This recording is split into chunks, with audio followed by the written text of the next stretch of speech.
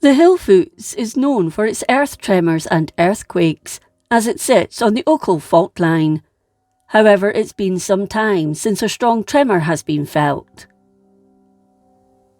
In the early part of the 20th century, the area was fairly active, and in 1908, one of the biggest quakes was recorded.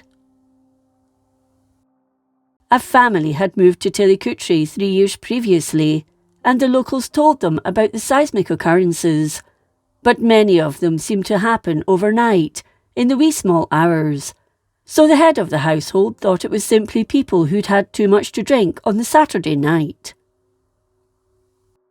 His views on that matter changed on Tuesday 20th October 1908.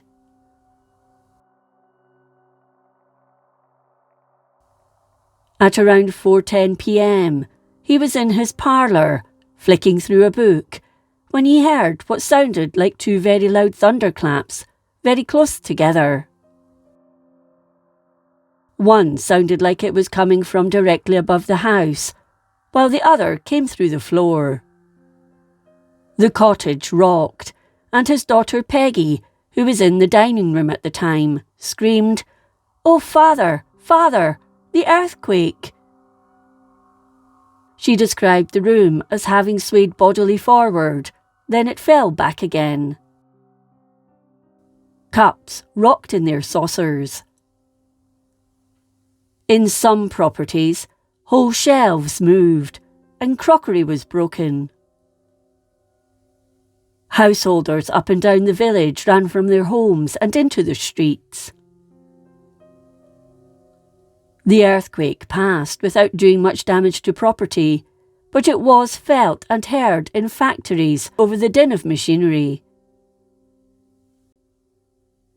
Some children at the local school were knocked from their seats, and a glass in a partition was smashed.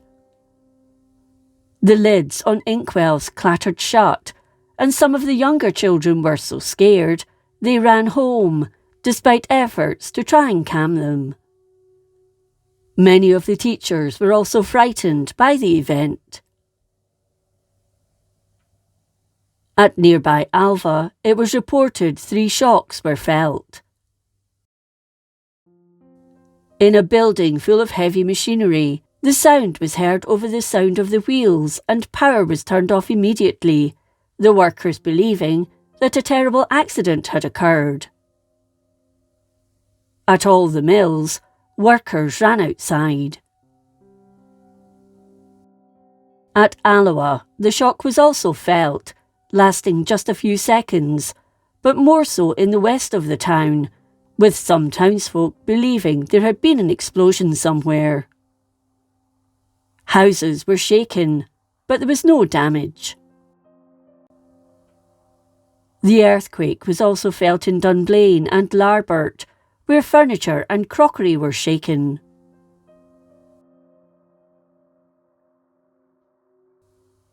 It was the main topic of conversation for a long time afterwards.